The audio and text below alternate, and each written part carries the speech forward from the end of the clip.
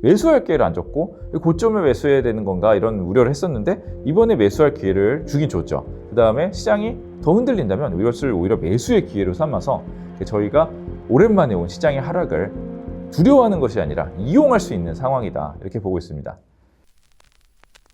안녕하세요. 주식일타 김기훈입니다. 어제 시장이 오랜만에 굉장히 많이 하락했습니다. 그래서 여기에 대해서 왜 하락했는지 그리고 어떻게 대응해야 될지를 알아보도록 하겠습니다. 어제 사실 중요한 이벤트가 있었죠. FOMC가 있었고요. 사실 금리 인하할 거로 봤는데 금리 인하를 했어요. 근데 미국 시간 지금 주가 그래프를 보시면 미국 시간 오후 2시 이제 금리 인하 발표를 하고, 근데 내년에 금리 인하 횟수를 낮추고 인플레이션 전망을 높이면서 이 발표에서 그 시장이 급락하기 시작을 했어요. 사실 뭐 준비해놨던 시 떨어진 것 같기도 해요. 그리고 한 명은 또 소수 의견으로 금리 동결 주장까지 했기 때문에 좀 안 좋게 받아들여졌습니다. 여기서 연준에서 가져온 표를 보시면 2025년에 PC 전망이 2.1%에서 2.5%로 높여졌어요. 이게 제일 많이 크게 변했고요. 실업률은 4.4%에서 4.3%로 오히려 좀 좋아졌고, 경제 성장률도 약간 0.1% 정도 높였습니다. 연준의 금리 전망이 중요한데 이게 3.4%에서 3.9%로 올라갔기 때문에 그럼 금리 인하를 적게 한다는 거죠. 그래서 이제 이 부분이 좀 안 좋게 받아들여졌는데, 이번에는 CME 패드워치라는 걸 보여드리겠습니다. 이게 금리 변화 전망을 하는 건데요. 이 전망치 어떻게 바뀌었냐?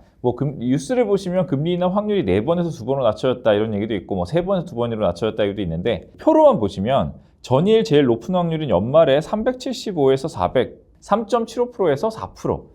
그런데 지금은 4%에서 4.25%로 옮겨갔어요. 사실 지금이 450, 475니까요. 사실 한 3번 정도는 혹은 4번을까지도 내릴 수 있다 보다가 지금은 2번 정도 내리면 잘 내리는 거다, 약간 이런 정도로 이 기대치가 많이 바뀌었어요. 사실 이게 좀 많이 바뀔 거라는 얘기도 좀 있었어요. 그리고 왜냐면 금리가 10년물 금리가 높았잖아요. 만약에 계속 금리를 많이 할 것 같았으면 선제적으로 지금의 10년물 금리가 어제 급등한 걸 빼고라도 더 많이 내려가 있었어야 돼요. 그러니까 사실 미국 경제가 너무 좋고 또 트럼프가 들어오면은 인플레를 가속화시킬 수 있다는 우려는 어제 처음 발생한 건 아니에요. 계속 있었습니다. 그렇기 때문에 트럼프 사실 당선되자마자 금리가 좀 올랐었고요. 그 높은 금리를 유지했다는 거는 사실 결국 금리 인하 확률은 결국 낮아질 거로 좀 시장에서 생각했던 부분이 반영이 돼 있었다. 그런데 어제 좀 극적으로 시장 발표를 해서 정말로 점도표를 움직이니까 이제 크게 10년물 금리도 올라가고 금리 인하 확률도 실제로 내려갔습니다. 그래서 사실 어제 저희가 이제 오프라인 세미나를 했어요. 그래서 2025년 미국 주도주를 하면서 시장 전망도 했는데요. 2025년 시장 전망을 좋게 보지만 위험 요소를 짚고 넘어가자. 그 중에 위험 요소 중에 중요한 걸로 인플레이션 재점화 가능성을 말씀드렸어요.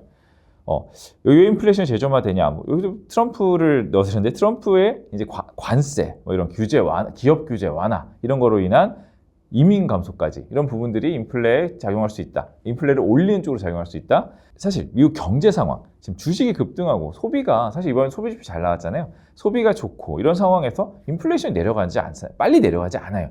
사실 인플레이션이 빨리 내려가는 건 디플레 환경으로 가는 건데 경기가 사실 약해야 인플레가 빨리 내려가죠.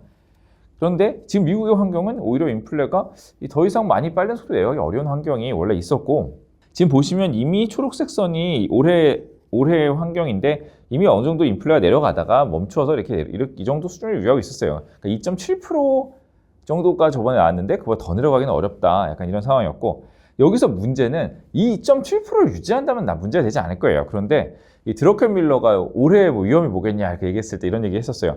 물가 상승률이 저희가 보여준 4에서 4.5%까지도 올라갈 수 있다. 이렇게 되면은 정말 위험하다. 그 얘기를 하면서 66년부터 82년까지 인플레이션이 엄청 높았던 시절이잖아요. 그때 인플레이션 올랐다가 잡히는 듯 했다가 한 번 더 올라가면서 시장이 급락한 적이 있었거든요. 그때 긴축을 다시 했어요. 그러니까 이런 재긴축 우려가 있다, 이런 얘기를 했습니다. 그럼 이게 정말 지금 가시화 됐는가, 이것도 좀 봐야 되는데, 연준 위원들이 이제 트럼프 정부 때 관세 등으로 인플레가 올라갈 수 있다, 그걸 인식을 했어요. 인식하고 있었는데 그거를 이제 정확하게 스테이트먼트에 들어갔다. 그러니까 이 부분이 어제 반영된 부분이고요. 그러면은 이렇게 인플레이션이 올라갈 가능성이 있고 금리 인하 확률이 줄어들면 시장이 급락해야 추세적으로 하락하는 게 맞나, 이걸 봐야 되잖아요. 사실 어제 빠진 거는 또 왜 어제 그렇게 또 급하게 빠졌나와 사실 앞으로 계속 빠질 건가, 이게 중요한 건데, 그러니까 우리의 포인트를 한번 보시죠. 실제로 시장이 급락하는 제일 위험한 거는 경기 전망이 나빠지는 거죠. 경기 전망이 나쁘면 가장 안 좋습니다. 이건 쉽게 회복하기가 쉽지 않아요. 이걸 돌려놓기는, 안 좋아지는 경기를 돌려놓기 굉장히 어렵거든요. 그런데 지금은 그건 아니라는 거예요. 오히려 경기 전망은 좋아졌어요. 그러면 이제 문제는 인플레이션이 다시 올라가는 게 안 좋다 이건데, 이 지금의 인플레 반등 기대는 사실 트럼프 정책에 대해서 향후에 올라갈 수 있다 이런 기대가 생긴 거죠. 실제로 지금 유가가 높거나 인플레이션이 상회를 했거나는 아닙니다. 11월 인플레이션 발표도 2.7%였는데 예상치 2.7%였고 11월 인플레가 특별히 높게 나오지 않았어요. 그 인플레이션 발표 때 쇼크가 있지 않았습니다. 어떻게 보면은 우리가 인식하고 있던 트럼프 때 인플레 올라갈 수 있는 가능성 이런 거에 대해서 이번에 인식이 되고 기록이 되고 발표가 된 거 이런 부분이지 실제로 지금 인플레가 올랐다? 이건 아닙니다. 일단 저희 CNBC에서 발표한 이렇게 표를 한번 보여드렸는데 이거 이 인플레 궤적이에요. 보시면 사실 22년 말에 고점을 찍고 23년에 급하게 내려오면서 24년 상반기 지나서 하반기에 내려왔는데 최근에 들어서는 사실 2% 중후반에서는 사실 고착화되는 그림을 보이고 있었어요. 그러니까 사실 연준 예상이 지금 2.1에서 2.5로 올렸는데 2.1이 사실 되게 쉽지 않은 환경이었고요. 2.5 정도로 현실화되었다. 이 연준의 예상이 잘못된 게 아닌 것 같아요. 그럼 이 정도면은 금리를 올리거나 긴축해야 되냐 이게 중요한 거죠 여기서. 그래서 여기서 파월에 이제 말한 거를 보여드리겠습니다. 사실 좋은 상황에 있고 우리가 근데 앞으로 더 금리 인하를 하는 데에 조심스러워야 된다. 약간 이렇게 얘기를 했습니다. 그 실업률이 전에 저점보다는 올라왔어요. 사실 연준이 금리 인하를 하고 있는 이유를 생각해보면 양대 책무를 얘기하는데 만약에 너무나 경기가 좋아서 인플레가 막 급등하고 실업률도 많이 내려갔다면 지금도 금리 인하를 안 했을 거예요. 그 전에도 안 했을 거고. 사실 실업률이 좀 올라왔어요. 그러니까 금리 인하를 해야 되는 명분도 있습니다. 그런데 이 앞으로의 금리 인하에 대해서 좀 더 조심스럽게 해야 된다. 이 정도 상황인 거죠. 그리고 인플레이션이 올라갈 가능성이 있다 이렇게 얘기한 건 아니에요. 슬로울리 로어라고 했어요. 슬로우하게 내려간다. 그러면은 이 문구를 저희가 조합해서 그대로 해석해 보면 인플레가 슬로우하게 내려가고 경기가 좋아지면 이 골디락스입니다. 사실 아주 나쁜 환경이 아니에요. 저희가 급락에 대해서 어제도 좀 정리를 해드렸는데 급락이 나오는 경우는 경기가 정말 불황으로 가거나 아니면 긴축이 나오거나 아니면 뭐 다른 이벤트 발생 이런 거 말씀드렸는데 그 인플레이션은 슬로우하게나마 내려가고 경기는 좋아지고 실업률도 막 급락하는 건 아니지만 약간 좋아지고 이런 상황에서 사실 이 환경에 대해서 좋다고 얘기할 수도 있는 거죠. 골디락스에 가까운 환경인데 왜 이렇게 빠졌을까? 이거에 대해서 점검할 필요가 꼭 있어야 될 것 같아요. 이 이유를 알아야 이 앞으로의 전망이나 대응을 할 수 있으니까요. 첫 번째 이유는 사실 엄청나게 올라선 것 같아요.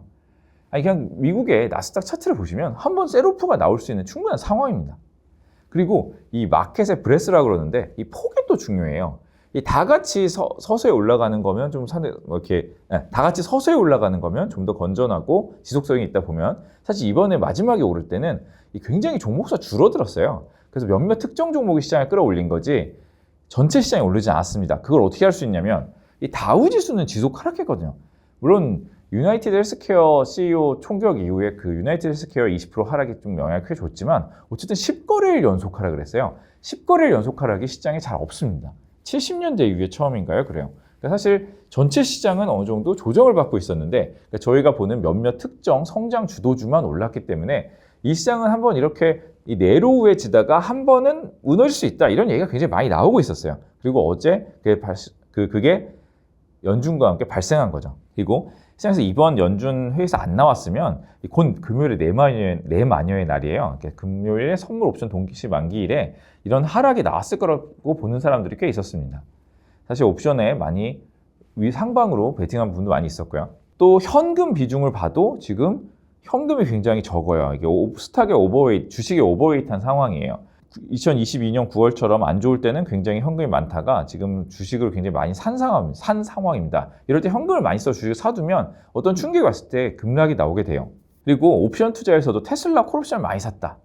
테슬라 레버리지 ETF를 많이 샀다. 이런 얘기들이 많이 있어요. 그러니까 이런 부분이 어느 정도 테슬라가 좋은 건 분명히 맞지만 수급이 많이 몰렸기 때문에 수급이 이걸 더 끌어올려서 한번 크게 빠질 수가 있다. 이런 얘기가 많이 나오고 있었고요. 변동성을 봐도 변동성이 너무 낮았고 변동성에 따라서 이렇게 매매하는 펀드들이 미국에 많아요. CTA라든가 리스크 페리티, 볼 타겟 이런 펀드들이 변동성이 낮으면 더 사고 재레버리징을 합니다.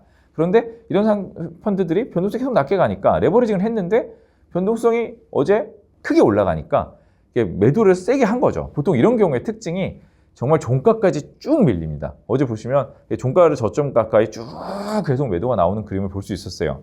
이런 부분에서 이 레버리지된 펀드들이 주식을 비우는 과정이 있었다, 이렇게 말씀드릴 수 있습니다. 빅스를 좀 보여드리면 빅스가 사실 굉장히 낮게 내려와 있다가 어제 급등한 걸 볼 수 있습니다. 예, 그리고 두 번째 포인트는 저희가 어제 세미나에서도 같이 말씀드렸었는데요. 이 금리 인하가 급할 수 없다. 반대로 경제는 좋다. 이런 상황이면 이 상황이 꼭 나쁜 것만은 아닙니다. 경제가 좋다. 그 얘기는 즉 이익이 늘 수 있는 환경이라는 거잖아요. 그럼 이익으로 설명된 성장주를 해야 된다. 이런 부분이고요. 만약에 금리가 급격하게 떨어진다? 그러면 기대감으로만 설명할 수 있는 주식들도 잘 될 가능성이 있어요. 그리고 금리가 급격하게 떨어지면 금리에 취약한 중소형주, 러셀이 랠리를 할 수 있는데, 그러니까 지금은 금리가 급격하게 떨어질 환경은 아닌 거죠. 금리가 급격하게 떨어지지 못하기 때문에 이런 기대감만으로 있는 주식이나 이 취약한 중소형주는 어느 정도 타격이 있을 수 있다, 이렇게 볼 수 있고요. 하지만 이익의 성장주는, 그리고 또 경기에 민감한 실물 경기랑 연관된 주식들은 경기가 좋다는 거기 때문에 숫자가 좋아지면서 견조할 수 있다, 이렇게 보고 있습니다. 긴축을 하면 사실 이런 숫자가 좋은 데서 빠져요. 근데 지금 긴축인가? 그건 아니죠. 완화인데 완화의 속도가 느려진 거라 긴축에 의한 급락과는 전혀 다른 상황이라고 봅니다. 이제 세 번째로 저희가 좀 좋게 보는 포인트가 있어요. 그러니까 이번에 미국은 사실 연말에 2주, 연초 2주가 한 달 개념으로 가장 좋은 시장입니다. 그러니까 미국이 1928년 이후로 수익률 측면 세 번째로 좋은 기간이 12월 하반기고요. 가장 좋은 기간은 첫 2주예요.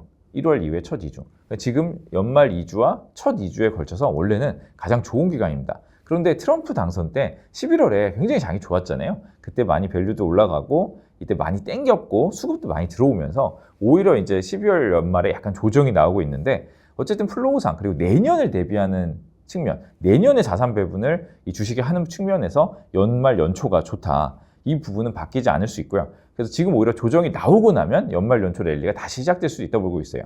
이 주식시장에 돈이 이미 많이 들어오기도 했고 사실 많이 들어온 것 같지만 여전히 MMF에 9조 달러의 자금이 있습니다.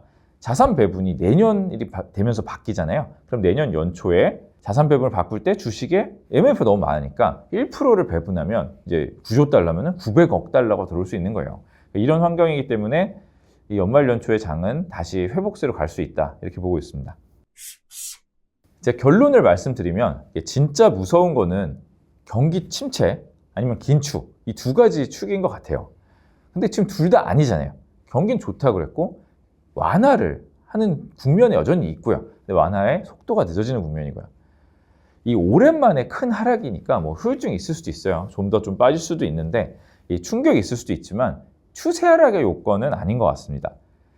그리고 저희가 반면에 11, 12월에 성장주를 저희가 이렇게 같이 공부했다 보면 이거 성장하는 건 좋고 AI, 소프트웨어 가는 거 다 좋은데 소수 성장주로 계속 오르다 보니까 이 좋은 주식들이 조정을 안 줘서 사기가 너무 어려웠다, 이런 말씀을 많이 들었어요.